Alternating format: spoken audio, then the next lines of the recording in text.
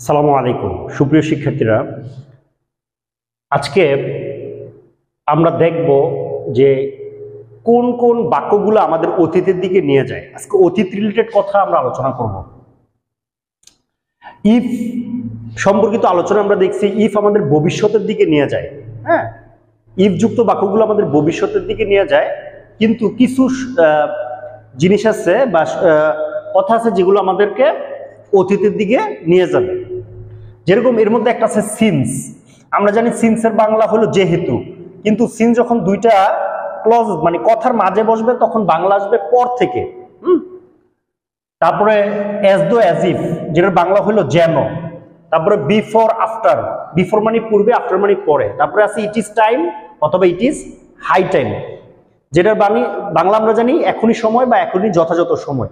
আরেকটা জিনিস হলো no sooner had, scarcely had, hardly had, যেগুলোর বাংলা আমরা জানি তে না তেই।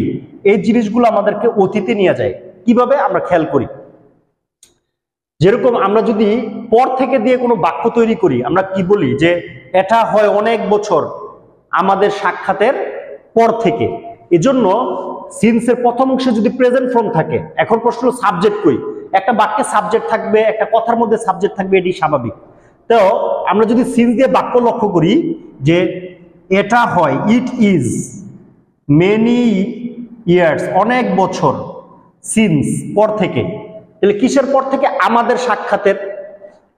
হ্যাঁ, তাহলে উই সাক্ষাৎ ইংলিশ মিট, কিন্তু যেহেতু আমরা বলছি এই সাইডে যদি প্রেজেন্ট থাকে তাহলে এই সাইডে সাক্ষাৎটা অবশ্যই অতীতে করছি।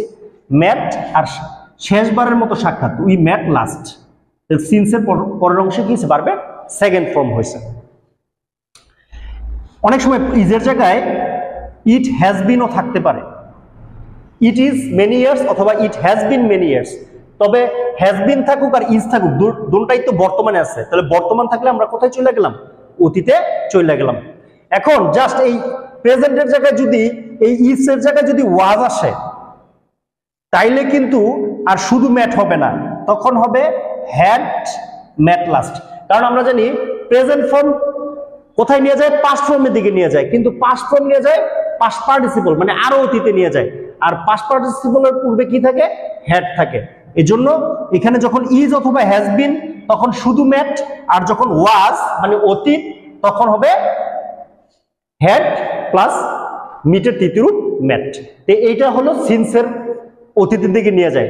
এখন আসি, যদি এটা অ্যাজ দো অ্যাজ ইফ দিয়ে পরীক্ষায় আসে, কিভাবে আসবে? যেরকম হি স্পিক্স, সে এভাবে কথা বলে, অ্যাজ দো যেন, সে এভাবে কথা বলে যেন সে সব জানে। তাহলে আগে থেকেই জানে, এই জন্য নো এর দ্বিতীয় রূপ কি হবে? He knew. সবকিছু ইংলিশের কি? এভরিথিং। সে এভাবে কথা বলে যেন সে সবকিছু জানে, হি নিউ এভরিথিং। ঠিক স্পিক প্রেজেন্ট ফর্ম। এখন যদি প্রেজেন্ট ফর্ম থাকার কারণে এই সাইডে কি পাস্ট ফর্ম হয়েছে, যদি প্রেজেন্টের জায়গায় স্পিকের জায়গায় স্পোক আসতো, তাহলে আমি এই নিউ এর জায়গায় কি লিখতাম?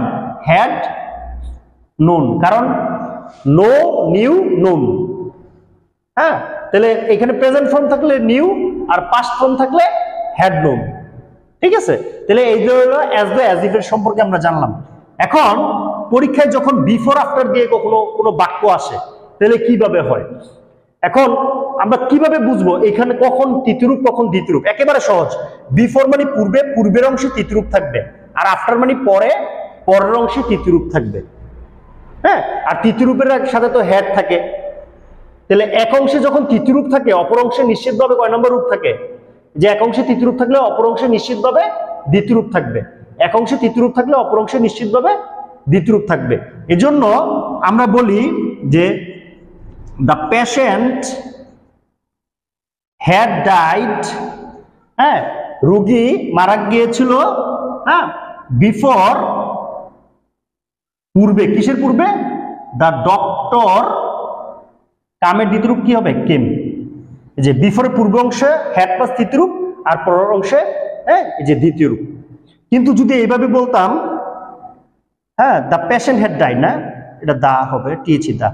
যেমন দা পেশেন্ট শুধু ডাইড, তাহলে কি হবে? আফটার দ্য ডক্টর হ্যাড আর কাম, কেম আবার কাম, দ্য ডক্টর কাম। তাহলে যে বিফোর পূর্বে হ্যাড প্লাস তৃতীয় রূপ, এই যে আফটারের পরে হ্যাড প্লাস তৃতীয় রূপ। এখন ঠিক যদি আমরা no sooner had, scarcely had, hardly had খেয়াল করি, এই যে হ্যাডের অংশে তৃতীয় রূপ আছে আর অপর অংশে নিশ্চিতভাবে তখন কি হবে? দ্বিতীয় রূপ হবে। তো এই সকল বাক্যে এক সাইডে যেহেতু তৃতীয় রূপ আছে, যেমন একটা উদাহরণ দেই যে নো সুনার হ্যাড, হ্যাঁ, no sooner had we reached the station, আমরা স্টেশনে পৌঁছাতে না পৌঁছাতেই, তেনাতেই, মানে পৌঁছানো ইংলিশ হলে পৌঁছাতে না পৌঁছাতেই, খাওয়া ইংলিশ হলো খেতে না খেতে, এরকম। হ্যাঁ, তাহলে মাঝখানে কি আসবে? দেন কি ছেড়ে দিল? The train. এখন এই যে হ্যাডের অংশে তৃতীয় রূপ আছে, যে রিচড, এই যে হ্যাড আর তৃতীয় রূপ, তাহলে অপর অংশে দ্বিতীয় রূপ হবে দেন দ্য ট্রেন। লিভের দ্বিতীয় রূপ কি? লেফট। আমরা জানি যে লিভ লেফট, লেফট। ঠিক এরকম ভাবে নুসরানের হ্যাডের জায়গায় যদি স্কার্সলি হ্যাড থাকতো, জাস্ট দেনের জায়গায় কি বসাইতাম? হোয়েন বসাইতাম। আবার হার্ডলি হ্যাড থাকলেও দেনের জায়গায় কি বসাইতাম? হোয়েন বসাইতাম। কিন্তু তিনটার বাংলা একটাই। তো এইটা গেল। এখন বাকি রইল it is time, it is high time. তো ইট ইজ টাইম বা হাই টাইম যেটাই থাকুক পরীক্ষায়, এখনই সময়, সাবজেক্ট দিয়ে দিল দ্য গভর্নমেন্ট, এখনই সময় দ্য গভর্নমেন্ট। এখন আমরা জানি যে প্রথম রূপ থাকলে কয় নম্বর রূপে চলে যায়? দ্বিতীয় রূপে। ঠিক ইজ ভার্বের কয় নম্বর রূপ? দ্বিতীয় রূপ। এই জন্য সাবজেক্টের পর কয় নম্বর রূপে চলে যাবে? দ্বিতীয় রূপে চলে যাবে। তাহলে এখনই সময় দ্য গভর্নমেন্ট পদক্ষেপ নেয়ার, টুক স্টেপ, এখনই সময় সরকারের পদক্ষেপ নেয়ার, অথবা the government solved the problem. যদি আমরা বলি সমস্যার সমাধান করার, তখন SOLVED, সলভ দ্য প্রবলেম বলতাম। এখন প্রশ্ন, স্যার টু দিলে আমরা তো জানি টু এর পর আর সেকেন্ড ফর্ম হয় না, প্রেজেন্ট ফর্ম হয়। তখন অ্যান্সার হবে ইট is time to solve the problem. তখন অ্যান্সার হবে ইট is time to solve the problem. তখন তো আর প্রেজেন্ট ফর্মই হবে, কারণ সাবজেক্ট আসলে, যেমন সাবজেক্টের ক্ষেত্রে দ্বিতীয় রূপ, আর এখানে আমরা সবগুলোই শিখলাম প্রথম রূপের সাথে দ্বিতীয় রূপের সম্পর্ক, আর দ্বিতীয় রূপের সাথে হ্যাড প্লাস তৃতীয় রূপের সম্পর্ক। এই যতগুলো নিয়ম পড়লাম সেগুলো একটা নির্দিষ্ট স্ট্রাকচার, এই স্ট্রাকচারটা মেনটেন করা হয়েছে। ইফ যেমন ভবিষ্যতের দিকে নিয়ে যায়, এগুলো আমাদেরকে অতীতের দিকে নিয়ে গেছে। এই ছিল আজকের আলোচনা। সবার জন্য শুভকামনা। Thanks for watching.